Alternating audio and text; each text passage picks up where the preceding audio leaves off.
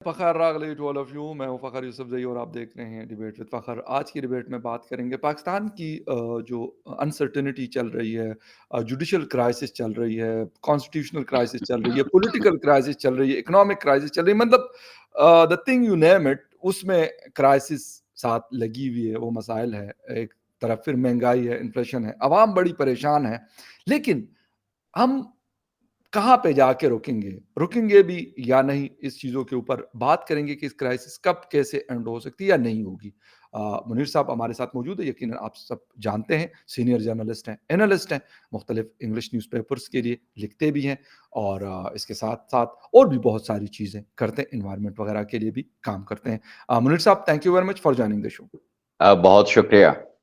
मुनीर साहब, एक चीज़ तो ये बताइएगा कि क्राइसिस चल रही हैं, मैं अब ये नहीं कहता कि किसी एक बंदे के ऊपर मैं ब्लेम कर दूँ, चीफ जस्टिस साहब के ऊपर या फिर किसी और के ऊपर, वो नहीं। लेकिन सर, क्राइसिस तो क्रिएट हुई है, आज भी, कल भी समाअत हुई, आज भी 2 दफ़ा हुई, जुम्मे की नमाज़ से पहले, जुम्मे की नमाज़ के बाद।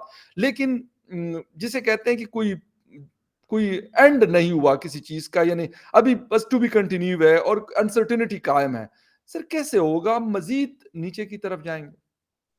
बिल्कुल, अगर लोगों की अनापरस्ती जो है वो मुल्क की मफाद से जी, ज़्यादा हो जाएगी, तो फिर ये क्राइसिस चलता रहेगा और ये ज़्यादा बढ़ेगा।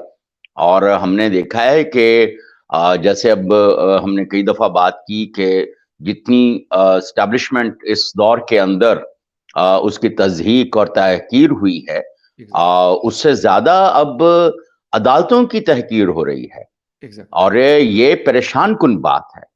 और मैं पिछले दिनों भी एक इंटरव्यू में कह रहा था कि अगर हमारी अदालतें और हमारे जज ये ठीक होते और हमारे जर्नैल ठीक होते, तो पाकिस्तान कभी इस सूरत हाल को ना पहुँचता।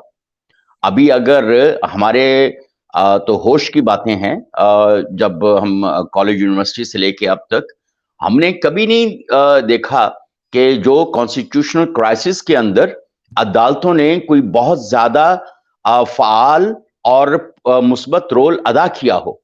आप जनरल ज़ियाउल हक की अदालतों से देखना शुरू कर दें या और जब जस्टिस नसीम हसन शाह बिल्कुल, एक पब्लिक इंटरव्यू, टेलीविजन इंटरव्यू में कहते हैं कि मेरे ऊपर प्रेशर था भुट्टो को फांसी लगाने के लिए, तो हम क्या कर सकते थे? एग्ज़ैक्टली। और उसमें उन्होंने लफ्ज़ इस्तेमाल किया था कि जब आपकी नौकरी खतरे में हो तो आप नौकरी बचाएँगे या क्या करेंगे?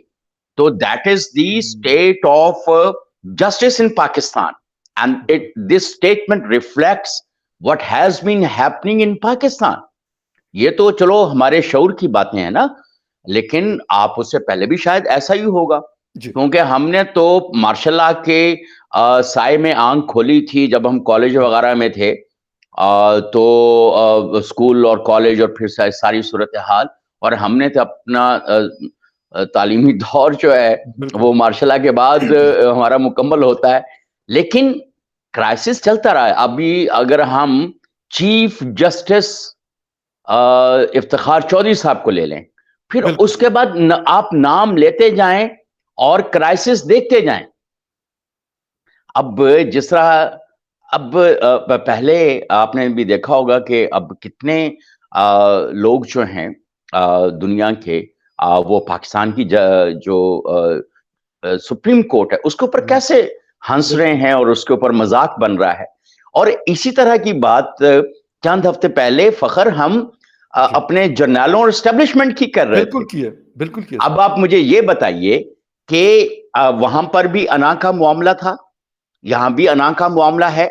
जब पार्लियामेंट कह रही है, जब सारे लोग और एनालिस्ट लोग जो हैं, जो पॉलिटिकल और आपके लॉ एक्सपर्ट्स और आपकी बार्स कह रही हैं कि इस क्राइसिस का एक ही इलाज है, वो फुल बेंच है, तो बंदयाल, जस्टिस बंदयाल को इसमें क्या कबाहत है या कि वो अपनी अना एक तरफ रखे और एक फुल बेंच बना दे? इसमें एग्ज़ैक्टली, क्या प्रॉब्लम वाली बात है? एग्री। पहले एक बनाया, फिर दूसरा बनाया, अब फिर बेंच टूट गया।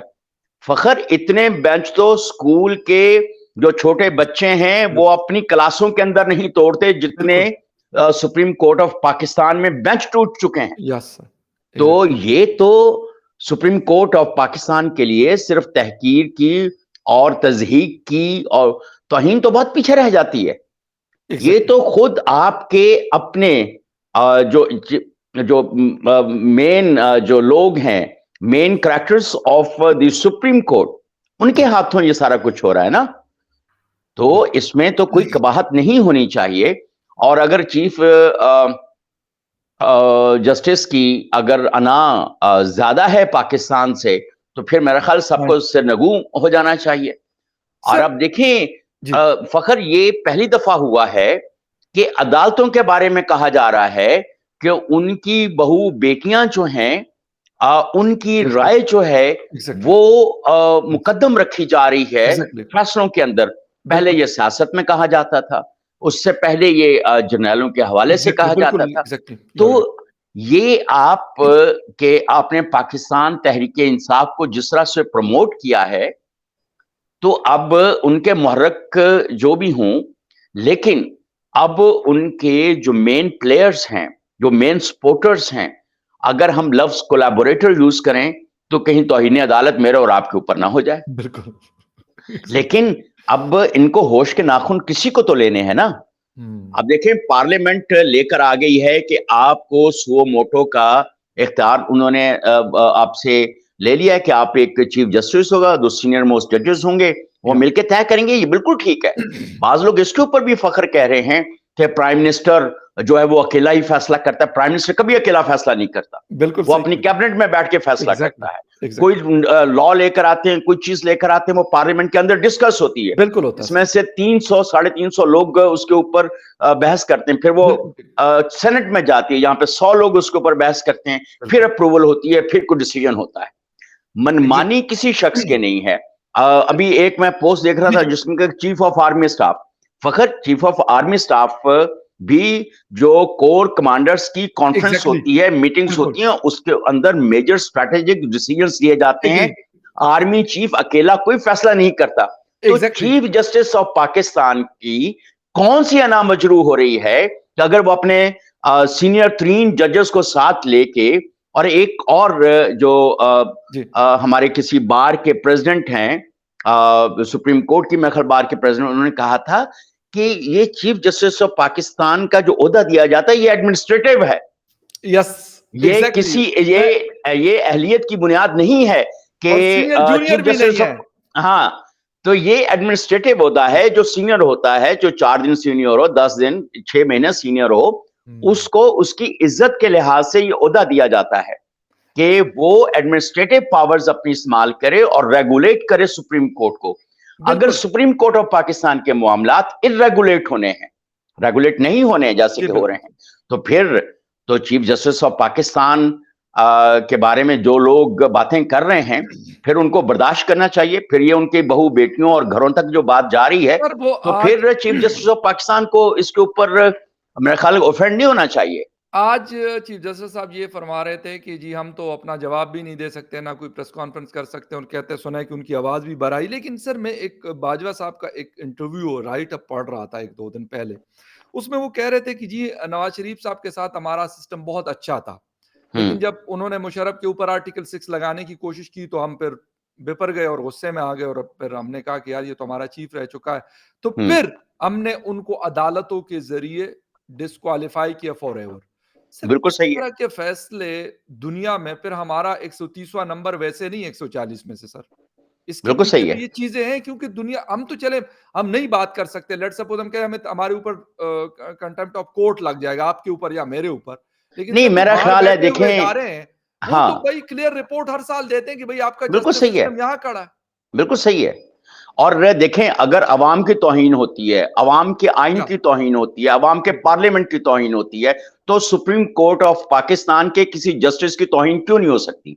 अगर एग्ज़ैक्टली आपकी अदालतों के अंदर लाखों केसेस पड़े हुए हैं और आप या एक इमरान खान को डिफेंड करते फिर रहे हैं, आप एग्ज़ैक्टली, गरीब अवाम को तो कोई डिफेंड नहीं कर रहे हैं। एग्ज़ैक्टली पार्लियामेंट एक डिसीजन लेकर आती है, आपकी बार्स जो है वो एक तजिया दे रही हैं, तो बिल्कुल, आप उसको ऊपर भी आप उसको नहीं, फिर आप उन फिर चीफ जस्टिस ऑफ पाकिस्तान की अगर आंख भर आए या उसका सर भर आए या दिल भर आए, तो उससे तो हमें कोई वो नहीं है, सरोकार नहीं। It makes no difference to us. या बिल्कुल। अगर या आप अवाम की पार्लियामेंट का, वो उसमें एक और स्टेटमेंट आई थी कि कल तक जो सियासतदान जेल में थे वो आज पार्लियामेंट में तकरीरें करते फिर रहे हैं। यस, तो ऐसा यस, भी हो सकता है कि बिल्कुल। किसी दिन कोई जज जो है उसको भी उठाकर जेल के अंदर डाल दिया जाए।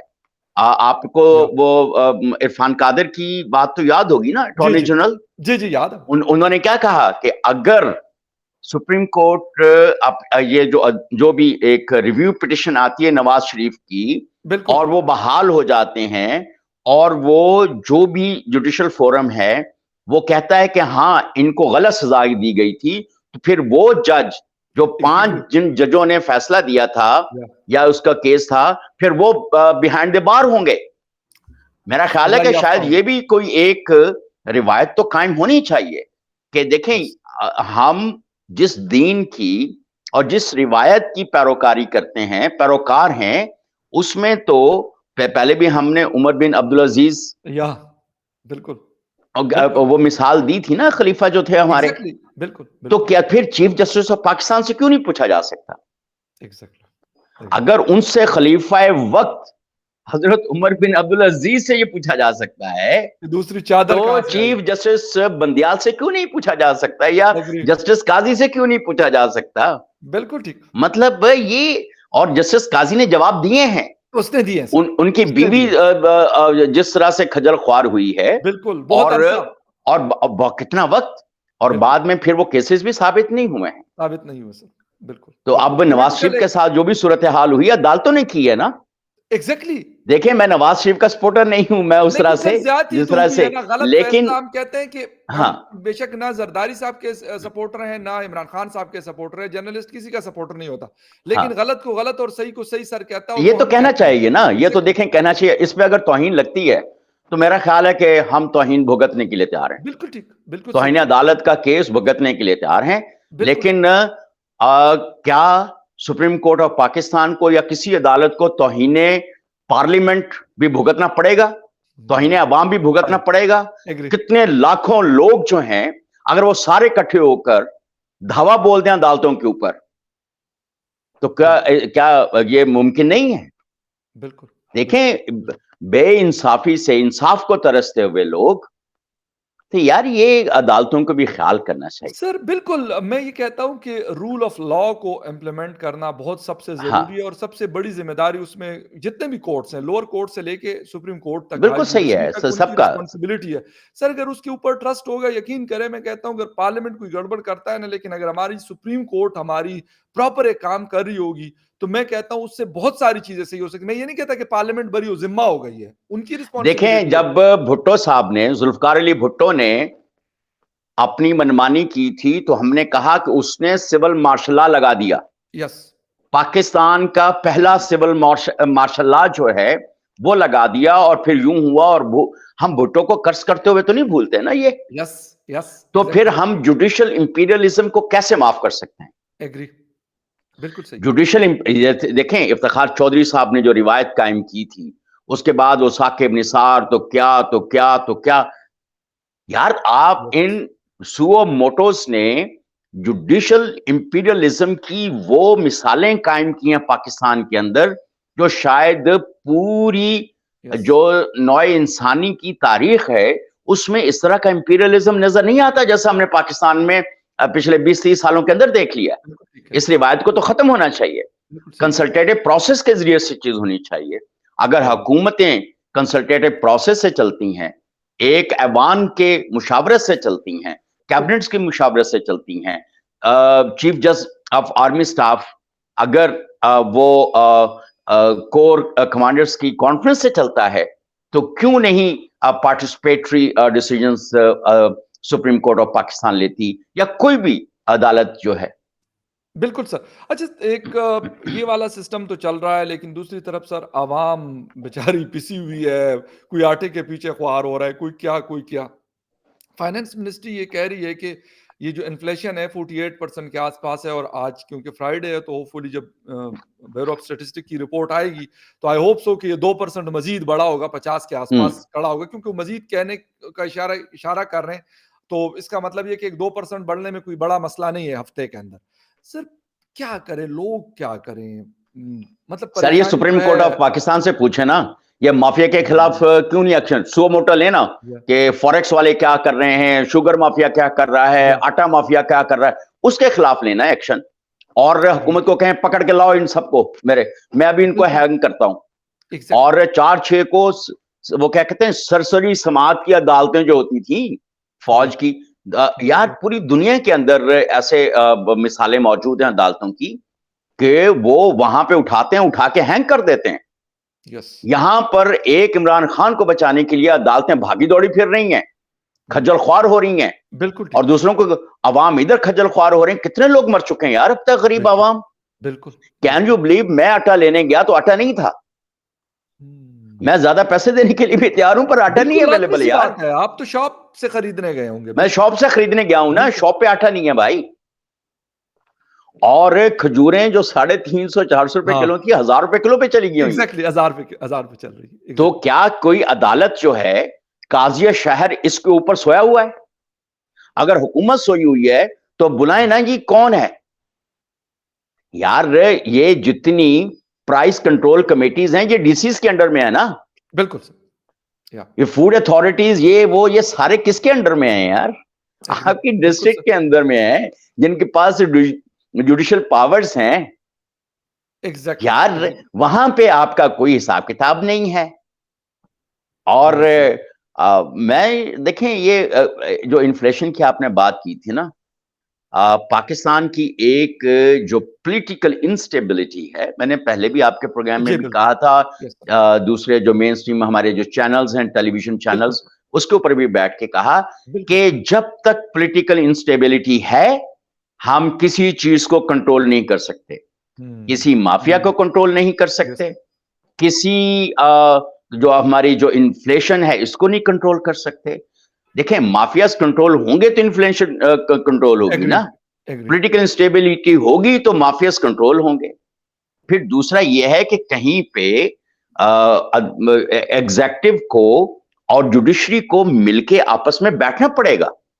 या, क्यों ऐसा नहीं हो सकता? अगर हम रेंजर्स किसी को पकड़ने के लिए बुला सकते हैं, यस, और वो यस, आगे से गिलगित बल्तिस्तान की पुलिस को बुला सकते हाँ, हैं अपने बिल्कुल, जो बिल्कुल, दिफा के लिए, तो ये एग्ज़ैक्टली, सारे मिलके माफियाज को क्यों नहीं पकड़ सकते? एग्री, एग्री, आप ये बिल्कुल। देखें, खरबूजा उस दिन हम लेने गए तो वो 260, 270 रुपए, 280 रुपए किलो था। मुझे अब तो 300 में मिला था 1 दिन 300 पहले या दूसरे नहीं, रमज़ान में। लेने के लिए गए तो फिर हमने छोड़ दिया। बिल्कुल, और आपने देखा होगा कि सोशल मीडिया के ऊपर भी इसकी बड़ी कैंपेन चली। बिल्कुल, नतीजा क्या है? बॉयकॉट, अब 100 रुपए से कम पे खरबूजा मिल रहा हाँ, है। बिल्कुल, एक तो अवाम को यकजहती करनी पड़ेगी जो इन नहीं करते हैं, लोगों के खिलाफ।